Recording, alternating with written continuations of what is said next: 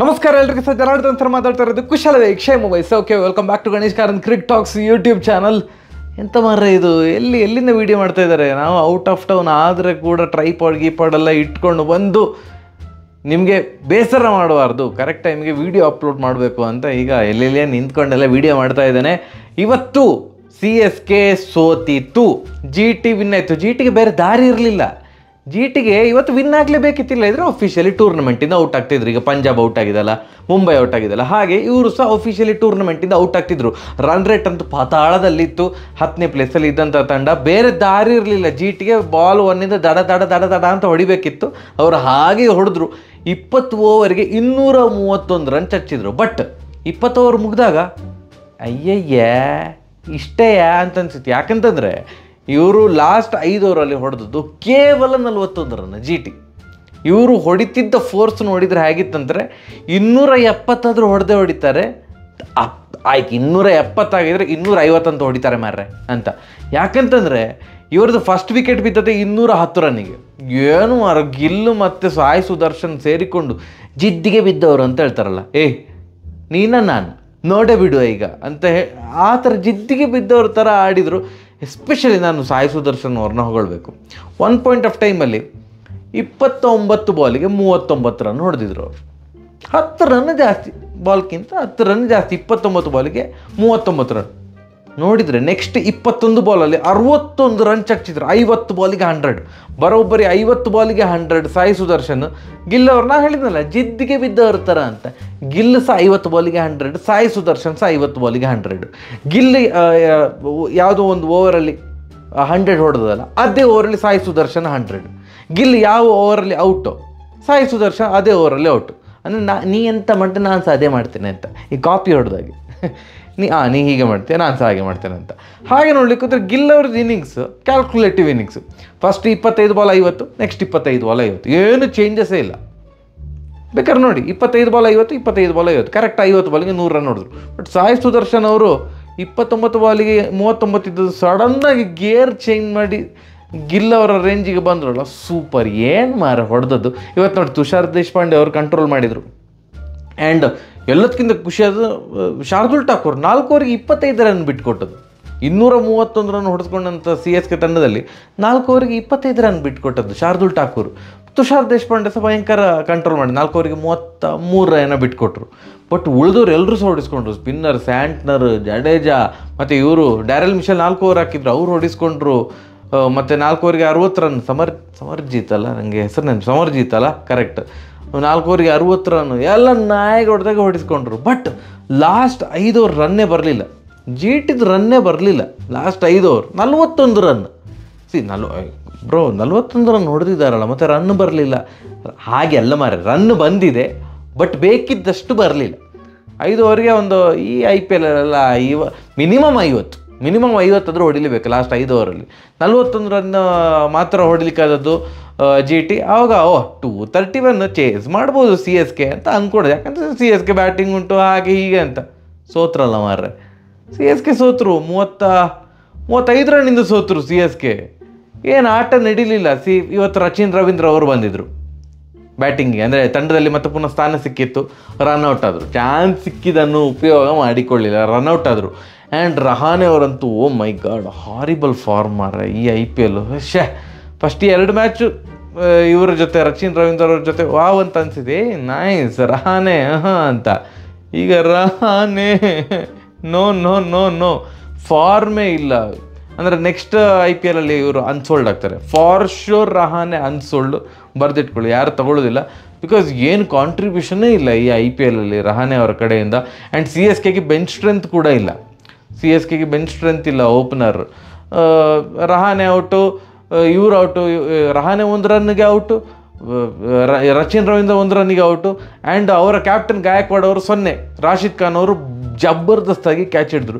ನಾನು ಈ ಮೂಲಕ IPL ಅಥವಾ BCCIಗೆ ರಿಕ್ವೆಸ್ಟ್ ಮಾಡೋದು, ಈ ಹುಡುಗಿಯರನ್ನು ತೋರಿಸ್ಲಿಕ್ಕೆ ಒಂದಿಷ್ಟು ಕ್ಯಾಮರಾ ಇರ್ತದೆ ನಿಮ್ಮ ಹತ್ರ. ಈ ಕ್ಯಾಚ್ ಕರೆಕ್ಟಾ ಅಲ್ಲೋ ಅಂತ ಕೇಳಿಕೆ 2 ಆ್ಯಂಗಲ್. ಒಂದು ಆ್ಯಂಗಲಲ್ಲಿ ಗೊತ್ತಾಗ್ತದೆ, ಇನ್ನೊಂದು ಆ್ಯಂಗಲಲ್ಲಿ ಅದು ಗೊತ್ತು ಸಾಗೋದಿಲ್ಲ. ಸುಮ್ಮನೆ ಆ ಆ್ಯಂಗಲ್ ತೋರಿಸಿಬಿಡು. ಆ್ಯಂಡ್ ಅಂಪೈರ್ ಹೇಳಿಬಿಡ್ತಾರೆ, okay I have made my decision, it is out. ಸರಿ, ನನಗೆಂತ ನಾನು ಟಚ್ ಆಗಿದೆ ಅಂತ ಹೇಳ್ತಾ ಇಲ್ಲ, ಬಟ್ ಒಂದಿಷ್ಟು ಆ್ಯಂಗಲ್ ಕೊಡಿ ಮಾರ್ರೆ. ಯಾಕೆ ನೀವು ಎಲ್ಲ ಬೇರೆದಕ್ಕೆಲ್ಲ ದುಡ್ಡು ಉಂಟು, ಕೋಟಿ ಕೋಟಿ ದುಡ್ಡು ಖರ್ಚು ಮಾಡ್ತೀರಿ, ಒಂದು ಕರೆಕ್ಟ್ ಕ್ಯಾಚ್ ಅಲ್ವಾ ಅಂತ ಡಿಸೈಡ್ ಮಾಡಲಿಕ್ಕೆ ಒಂದಿಷ್ಟು ಆ್ಯಂಗಲನ್ನು ಕೊಡ್ಲಿಕ್ಕೆ ಆಗೋದಿಲ್ವಾ? ಒಂದಿಷ್ಟು ಕ್ಯಾಮ್ರಾಮ್ಯಾನನ್ನು ಅದಕ್ಕೋಸ್ಕರ ನಿಯೋಜಿಸ್ಲಿಕ್ಕೆ ಆಗೋದಿಲ್ವಾ? ಹುಡುಗಿಯರನ್ನು ತೋರಿಸೋದು, ಹುಡುಗಿಯರು ಮಾಡಿದ ಕೂಡಲೇ ಅವರನ್ನು ತೋರಿಸೋದು ಎಂತಕ್ಕೆ? ಅಲ್ಲ, ಹುಡುಗಿಯರನ್ನು ತೋರಿಸ್ತೀವಿ ಪರವಾಗಿಲ್ಲ, ಮತ್ತು ಬೇರೆ ಅಂದರೆ ನಾನು ಆ ಥರ ಅಲ್ಲ, ಹುಡುಗಿಯರನ್ನು ತೋರಿಸಿ ಹುಡುಗರನ್ನು ತೋರಿಸಿ ಯಾರನ್ನು ಬೇಕಾದ್ರೂ ತೋರಿಸಿ. ಬಟ್ ಡಿಸಿಷನ್ ಮೇಕಿಂಗ್ ಅಂದರೆ ಆ ಟೈಮಲ್ಲಿ ನಂಬರ್ ಆಫ್ ಫುಟೇಜಸ್ಸೇ ಕಡಿಮೆ ಇದ್ದಾಗ ಅಂಪೈರ್ ಎಂತ ಮಾಡ್ತಾನೆ ಮಾರೆ? 2 ಆ್ಯಂಗಲ್ ನೋಡ್ತಾರೆ, okay I am satisfied, I have made my decision. ಅದೊಂದು ಕಾಮನ್ ಡೈಲಾಗ್ ಉಂಟಲ್ಲ ಮಾರೆ, ಒಂದು ಪೇಪರ್ ಕೊಟ್ಟಿರ್ತಾರ ಅಂತ, ಇದು ನಿಮ್ಮ ಡೈಲಾಗು, ಔಟ್ ಇದ್ದರೆ ಹೀಗೆ ಹೇಳಬೇಕು, ನಾಟ್ ಔಟ್ ಇದ್ದರೆ ಹೀಗೆ ಹೇಳಬೇಕು ಅಂತ. ಅವ್ರು ಔಟ್ ಅಂತ ಹೇಳಿದರು, 3 ವಿಕೆಟ್ ಬಿತ್ತು. ಅದಾದಮೇಲೆ ಮ್ಯಾಚ್ ಸ್ಟಾರ್ಟ್ ಆದದ್ದು ಒಂದು ಸಣ್ಣ ಮಟ್ಟಿನ ಹೋರಾಟ ಡ್ಯಾರಲ್ ಮಿಶೆಲ್ ಮತ್ತು ಇವರ ಕಡೆಯಿಂದ, ಮೊಯಿನ್ ಅಲಿ ಅವರ ಕಡೆಯಿಂದ. ಈ ಆಟವನ್ನು ಎಲ್ಲ CSK ಫ್ಯಾನ್ಸ್ ಬಯಸ್ತಿದ್ದದ್ದು ಡ್ಯಾರಲ್ ಮಿಶೆಲ್ ಅವ್ರ ಕಡೆಯಿಂದ. ಈ ಥರ ಪ್ರಳಯಾಂತಕಾರಿ ಆಟ ಅಂತ ಹೇಳ್ತಾರಲ್ಲ, ಸುಮಾರು ಟೈಮ್ ಆಗಿತ್ತು. ಅಂದರೆ ಈ IPL ಸ್ಟಾರ್ಟಿಂದ ಸಹ ಅಂಥ ಆಟ ಬಂದಿರಲ್ಲ. ಈ ಥರದ ಆಟವನ್ನು ಎಕ್ಸ್ಪೆಕ್ಟ್ ಮಾಡ್ತಾಯಿದ್ರು CSK ಮ್ಯಾನೇಜ್ಮೆಂಟು. ಅಷ್ಟು ಹೆವಿ ಪ್ರೈಸಿಗೆ ಡ್ಯಾರಲ್ ಮಿಶೆಲ್ ಅವರು ಸೇಲ್ ಆದ್ರಲ್ಲ, ಬೈ ಮಾಡಿದರು CSK ಅವರು. ಬೌಲಿಂಗಲ್ಲಿ ಹೊಡಿಸ್ಕೊಂಡ್ರು, ಅದಕ್ಕೆ ಬ್ಯಾಟಿಂಗಲ್ಲಿ ಇವ್ರು ಹೊಡೆದ್ರು. ಬೌಲಿಂಗಲ್ಲಿ ಸಹ ಅರ್ಧಶತಕ ದಾಖಲಿಸಿದರು, ಬ್ಯಾಟಿಂಗಲ್ಲಿ ಸಹ ಅರ್ಧಶತಕ. ಕನ್ಸಿಸ್ಟೆನ್ಸಿ ಅಂದರೆ ಒಂದೇ ಮ್ಯಾಚಲ್ಲಿ 2 ಥರ ಕನ್ಸಿಸ್ಟೆನ್ಸಿ. ಸೂಪರ್ ಡ್ಯಾರಲ್ ಮಿಶೆಲ್ ಅವರು 34 ಬಾಲಿಗೆ 63 ರನ್ ಚಚ್ಚಿದ್ರು. ನೈಸ್, ಚೆಂದ ಮಾಡಿ ಆಡಿದರು. ಅಂದರೆ ಬೇರೆ ದಾರಿ ಇರಲಿಲ್ಲ CSKಗೆ, ಹೊಡಿಲೇಬೇಕಿತ್ತು. 3 ವಿಕೆಟ್ ಹೋದರೆ ಸಹ ಹೊಡಿಲೇಬೇಕಿತ್ತು. ಮತ್ತು ಮೊಯಿನ್ ಅಲಿ ಅವರು ಇದೇ ಥರ ಇನ್ನೊಂದು ಮ್ಯಾಚಲ್ಲಿ ಆಡಿದರು. ಫಸ್ಟಿಗೆ ತಿಣುಕಾಡ್ತಾಯಿದ್ರು ಅಯ್ಯಯ್ಯೋ ಅಂತ, ಕೊನೆಗೆ ಸಡನ್ನಾಗಿ 3 ಬಾಲಿಗೆ 3 ಸಿಕ್ಸು. 3 ಬಾಲಿಗೆ 3 ಸಿಕ್ಸ್ ಹೊಡೆದ ಕೂಡಲೇ ಏನಾಗ್ತದೆ, ಅಲ್ಲಿಗೆ ತೇಪೆ ಹಚ್ಚಿದಾಗೆ ಆಗ್ತದೆ. 36 ಬಾಲಿಗೆ 56 ರನ್ ಹೊಡೆದ್ರು. Anyways good innings. ದೂಬೆ ಅವರು 22 ರನ್ನಿಗೆ ಅವರ ಇನ್ನಿಂಗ್ಸ್ ಮುಗೀತು. 13 ಬಾಲಿಗೆ 22. ಜಡೇಜಾ ಅವರು 10 ಬಾಲಿಗೆ 18. ಧೋನಿ ಅವರು ಲಾಸ್ಟಿಗೆ ಬಂದರು.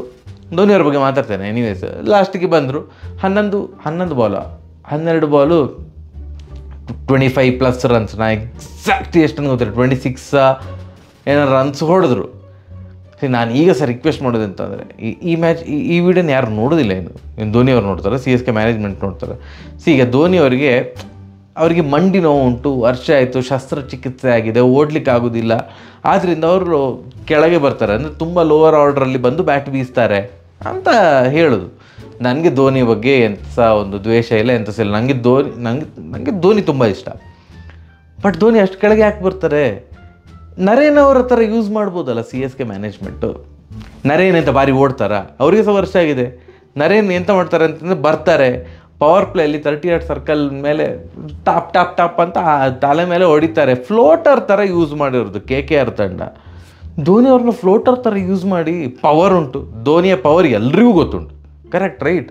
ಓಡಬೇಕಾದ ಅವಶ್ಯಕತೆ ಕೂಡ ಇಲ್ಲ. ಪವರ್ ಪ್ಲೇಯಲ್ಲಿ ಎಲ್ಲ 38 ಸರ್ಕಲಲ್ಲಿ ಇರ್ತಾರೆ. ಧೋನಿ ಬಂದು ಏನು 15 ಬಾಲ್ 35, 15 ಬಾಲ್ 40 ರನ್ ಹೊಡೆದು ಔಟ್ ಆಗಲಿ, ರೈಟ್? ಭಯಂಕರ ಇಂಪ್ಯಾಕ್ಟ್ಫುಲ್ ಇನ್ನಿಂಗ್ಸ್ ಬರ್ಬೋದು ಅವರು ಅಪ್ ದ ಆರ್ಡರ್ ಅಂದರೆ ಓಪನರ್ ಆಗಿಯೇ ಬಂದರೆ. ಎನಿವೇಸ್ ರಹಾನೆ ಏನು ಫಾರ್ಮಲ್ಲಿ ಇಲ್ಲಲ್ಲ. ಧೋನಿಯವರು ಅವ್ರ ಬ್ಯಾಟಿಂಗಿಗೆ ಬಂದಾಗ ಮ್ಯಾಚ್ ಸೋತಾಗಿರ್ತದೆ. ಇವತ್ತು ನೋಡಿ ಧೋನಿಯವರು ಬ್ಯಾಟಿಂಗಿಗೆ ಬಂದಾಗ ಏನದು ಗೊತ್ತಿತ್ತು CSK ವಿನ್ ಆಗೋದಿಲ್ಲ ಅಂತ.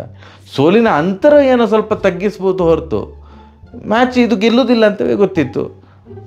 ಆ್ಯಂಡ್ ಇನ್ನೊಂದು ಎಂಡಿಂದ ಗಡಗಡ ಅಂತ ಔಟ್ ಆದರು. ಜಡೇಜಾ ಅವರು ಔಟ್ ಆದರು, ಸ್ಯಾಂಟ್ನರ್ ಔಟ್ ಆದರು, ಎಲ್ಲರೂ ಸಹ ಔಟ್ ಆಗ್ತಾ ಹೋದರು. ಇವರು ಎಂಥ ಆಗ್ತದೆ, ಲಾಸ್ಟ್ ಓವರಲ್ಲಿ 2 6 1 4 ಹೊಡೆದ್ರು. ಮಿಡ್ಲಲ್ಲಿ 3 ಡಾಟ್ ಬಾಲು, ಅಂದರೆ ರನ್ ಓಡಲಿಲ್ಲ ಇವರು. ಒಂದು LBW ಅಪೀಲಿಗೆ ಹೋಯಿತು, ಇನ್ನು 2 ಬಾಲು ಅವ್ರು ಓಡ್ಲಿಕ್ಕೆ ಹೋಗಲಿಲ್ಲ. ಅಟ್ ದ ಎಂಡ್ 35 ರನ್ನಿಂದ ಸೋತರು CSK. ಈಗ ಸರ್ ರನ್ ರೇಟ್ ಒಳ್ಳೆ ಉಂಟು CSKದು. CSK sudden out of the tournament ಆಯಿತು ಈ ಸೋಲಿನಿಂದ, ಹಾಗೆ ಹೀಗೆ ಅಂತಲ್ಲ. ಬಟ್ ಕೊನೆಯ ತನಕ ತಗೊಂಡು ಹೋಗ್ತಾರೆ ಅವರು. ನಮ್ಮ RCB ಮೇಲೆ ಅಂದರೆ ವಿನ್ ಆದರೆ ನೆಕ್ಸ್ಟ್ ರೌಂಡ್ಗೆ ಪ್ಲೇ ಆಫಿಗೆ ಕ್ವಾಲಿಫೈ ಆಗೋದು, ಸೋತ್ರೆ ಮನೆಗೆ ಅಂತ ಆ ಪರಿಸ್ಥಿತಿ ನಿರ್ಮಾಣ ಮಾಡಿಕೊಳ್ತಾರ ಗೊತ್ತಿಲ್ಲ. ಆ್ಯಂಡ್ RCB ಪರ್ಸ್ಪೆಕ್ಟಿವಿಂದ ಮಾತಾಡೋದಿದ್ರೆ RCBಗೆ GT ವಿನ್ ಆಗಬೇಕಿತ್ತು. GT ವಿನ್ ಆಯಿತು. GT ಒಳ್ಳೆ ಅಂತರದಿಂದ ರನ್ ರೇಟಿಂದ, ಅಂದರೆ ಈ 35 ರನ್ಗಳ ಅಂತರದಿಂದ ವಿನ್ ಆದದ್ದು RCB ಪಾಳ್ಯದಲ್ಲಿ ಭಯಂಕರ ಹರ್ಷವನ್ನು ಉಂಟು ಮಾಡಿರ್ಬೋದು, ಖುಷಿಯಾಗಿರ್ಬೋದು. ಖಂಡಿತವಾಗಿ ಸರ್ RCB ಈಗಂತೂ ಲೆಕ್ಕಾಚಾರ, ಈಗ ಟೂರ್ನಮೆಂಟ್ ಮುಗಿಯುವ ಹಂತಕ್ಕೆ ಬಂದಿರೋದ್ರಿಂದ ಭಯಂಕರ ಲೆಕ್ಕಾಚಾರ ಇರ್ತದೆ. ದೇವರೇ ಇವರು ವಿನ್ ಆಗಲಿ, ಇವ್ರು ಸೋಲಿ ಹೂ ಅಂತ ಅಂದ್ಕೊಂಡು. ಅಫ್ಕೋರ್ಸ್ RCB ವಿನ್ ಆಗಬೇಕು, 2 ಕಡೆ ವಿನ್ ಆಗಬೇಕು, ಬಟ್ ಅದರ ಜೊತೆಗೆ ಅವ್ರು ಸೋಲ್ಬೇಕು, ಇವ್ರು ಸೋಲ್ಬೇಕು, ಅವ್ರು ಗೆಲ್ಲಬೇಕು, ಇವ್ರು ಗೆಲ್ಲಬೇಕು ಅನ್ನುವಂಥ ಲೆಕ್ಕಾಚಾರ ಪ್ರತಿ ವರ್ಷ. ಹಾಗೆ ಈ ವರ್ಷ ಏನೋ 6ಕ್ಕೆ 6 ಸೋತಾಗ ಕ್ಯಾಲ್ಕುಲೇಟರೇ ಬೇಡ ಅಂತ ಅಂದ್ಕೊಂಡಿದ್ದೆ, ಬಟ್ ಇಲ್ಲ, ಈ ವರ್ಷ ಸಹ ಕ್ಯಾಲ್ಕುಲೇಟರ್ ಅಗತ್ಯ ಬಹಳ ಉಂಟು RCBಗೆ. ಎನಿವೇಸ್, ಕಂಗ್ರ್ಯಾಚುಲೇಷನ್ಸ್ GT, ಸೂಪರಾಗಿ ಆಡಿದರು. ಯಾರಿಗೆ ಮ್ಯಾನ್ ಆಫ್ ದ ಮ್ಯಾಚ್ ಕೊಡ್ತಾರೆ? ಇದು ಜಂಟಿಯಾಗಿ ಕೊಡಬೇಕು. ಸಾಯಿ ಸುದರ್ಶನ್ ಹಾಗೂ ಗಿಲ್ ಅವರಿಗೆ ಜಂಟಿಯಾಗಿ ಕೊಡಬೇಕು. ಈಗ ಸಹ ಯಾವುದೋ ಒಂದು ಪ್ಲೇಯರಿಗೆ ಪಿಕ್ ಮಾಡಿದ್ರುಂಟಲ್ಲ ಅಂತ. ಯಾಕಂದರೆ ಇಬ್ಬರು ಸಹ 50 ಬಾಲ್ಗೆ 100 ರನ್ ಹೊಡೆದ್ರು, ಇಬ್ಬರು ಸಹ ಒಂದೇ ಓವರಲ್ಲಿ ಔಟ್ ಆದರು. ಓಕೆ, 51 ಸ್ಟ್ರೈಕ್ ರೇಟ್ ವೈಸ್ ನೋಡಿದ್ರೆ ಸಾಯಿ ಸುದರ್ಶನ್ ನೋಡಿದ್ರೆ ಒಂದು ಚೂರು ಬೆಟರ್ ಉಂಟು ಗಿಲ್ ಅವ್ರಿಗಿಂತ. ಆ ಒಂದು ದೃಷ್ಟಿಕೋನದಲ್ಲಿ ಇಟ್ಕೊಂಡು Sai Sudarshan man of the match ಅಂತ ಹೇಳಿದರೆ ಸ್ವಲ್ಪ ಅಜೀವಾಗ್ಬೋದು. ಇಬ್ಬರಿಗೆ ಸೇರಿ ಕೊಡಿಯಪ್ಪ ಅಲ್ವಾ. ಎಂತ ಗಂಟೆ ಎಂತ ಹೋಗ್ತದೆ ಮಾರೆ. ಒಂದು ಟ್ರೋಫಿ ಕೊಡಿ, ದುಡ್ಡನ್ನು ಹಂಚಿಕೊಳ್ತಾರೆ. ಟ್ರೋಫಿ ಅವ್ರ ಮನೆಯಲ್ಲೆಲ್ಲ ಇಟ್ಕೊಳ್ತಾರೆ ಇಲ್ವೋ ಅದೆಲ್ಲ ಗೊತ್ತಿಲ್ಲ ಅಲ್ವಾ. ನಿಮ್ಗೆಂತ ಅನಿಸಿತು ಈ ಮ್ಯಾಚ್? ಕಮೆಂಟ್ಸ್ಗಳಲ್ಲಿ ತಿಳಿಸಿ. ಸರಿಯಾಗಲೇ ಬರುವ ನಮಸ್ಕಾರ.